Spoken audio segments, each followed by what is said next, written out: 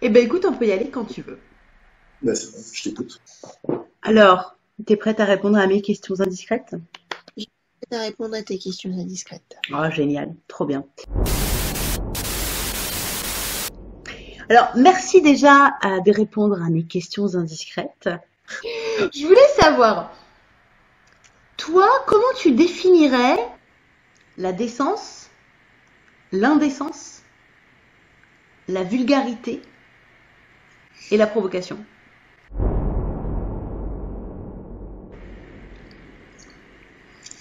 Alors,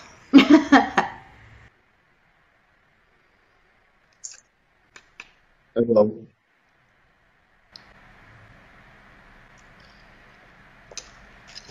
c'est des questions, ça. Eh ben, c'est un, en toute simplicité, allons-y. Sens, décence, vulgarité. Décence, d'indécence et de vulgarité. Pour toi, comment tu définirais la notion de décence, d'indécence et de vulgarité? Alors, je dirais que enfin, bon, si tu définis décence, tu définis en négatif l'indécence.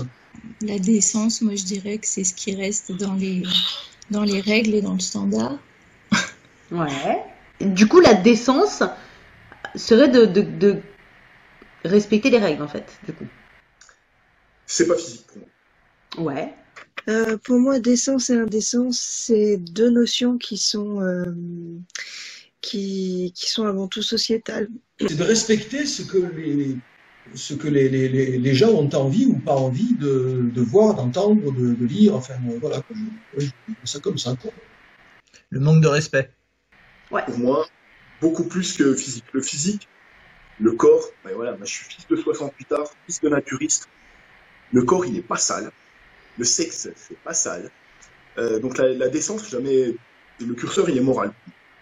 Je pense que ce qui est considéré comme décent, c'est quelque chose qui est approuvé par des autorités morales définies par on sait pas trop qui, mais bon, c'est quelque chose qui finalement est approuvé par le plus grand nombre, approuvé silencieusement par le plus grand nombre.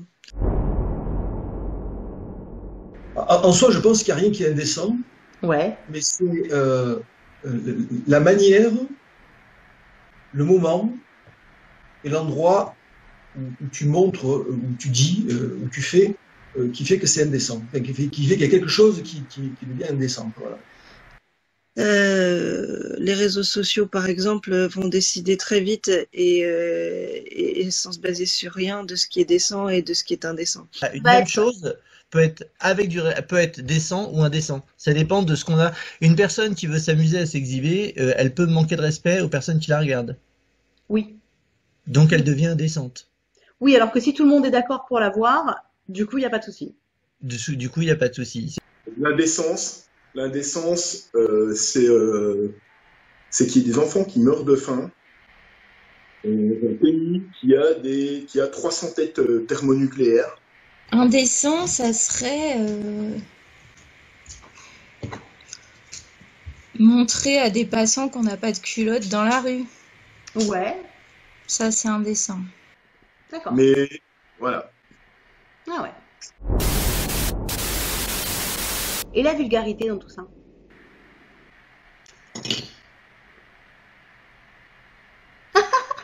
Alors, la vulgarité, c'était un mot que mes parents, ils employaient vachement quand j'étais petite, c'est vulgaire. Ah, c'est difficile de définir ça, la vulgarité. Ah tiens, là, tu vas prendre cours, là. Ouais. Euh, je suis embêté, là, je suis embêté, ouais. Le vulgus, si je dis pas de bêtises, c'est le bas peuple. C'est Alors en fait, le vulgus, parce que j'ai regardé un petit peu avant, c'est pas le Ouais. bas peuple, c'est le peuple tout court. Vulgaire, c'est tape à l'œil et c'est grossier, grossièrement bête, tu vois. Ça D'accord. serait ça, vulgaire. La vulgarité, la vulgarité pour moi, c'est presque plus compliqué. C'est-à-dire que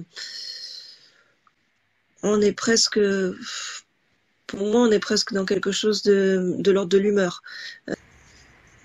Quand tu montes ton trou du cul en écartant les fesses, par exemple, là, on est dans le vulgaire, là, tu vois. Ok, On va partir de là, tu vois. on va partir de là. La vulgarité, c'est quand je reprends, comme tout le monde, quand je sais pas quoi dire, je reprends un cliché et je le balance comme ça. Et ça, pour moi, c'est vulgaire. Après ça, je sais plus quoi faire, quoi. Tu vois, c'est vulgaire, quoi. La vulgarité, chacun va définir ce qu'est pour lui sa vulgarité. Mais on peut, dans une relation, même en dehors de la sexualité, avoir quelque chose qui, s'il n'y a pas de respect, devient vulgaire. Oui. C'est plus une réaction qu'autre chose. Je suis pas persuadée que ce qui est vulgaire un jour le sera le lendemain. C'est-à-dire que Quand tu montes ton trou du cul en écartant les fesses, par exemple, là, on est dans le vulgaire, là, tu vois. Mais c'est rigolo, c'est que ça a pris une connotation assez négative, mais au départ, la langue vulgaire, par exemple, c'est la langue qui était parlée par le peuple, contrairement au latin, en fait. Deux personnes vont avoir un échange informel dans la rue. Oui. Ils vont avoir un échange intime pour plaisanter l'un avec l'autre, quel que soit le type de couple. Et une personne passant va entendre cet échange et va considérer que ça n'est pas dans ses critères de respect.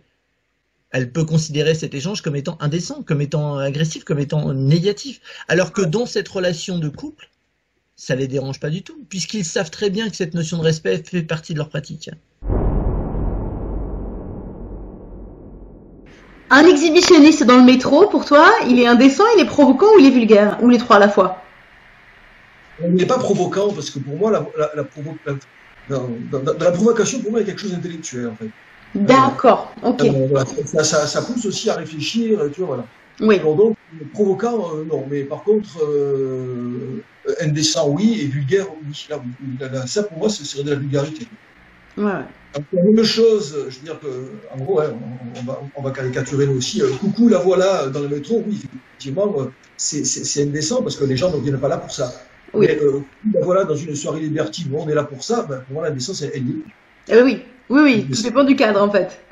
Voilà. Ah oui, enfin, moi je le vois comme ça, quoi. Ah ouais.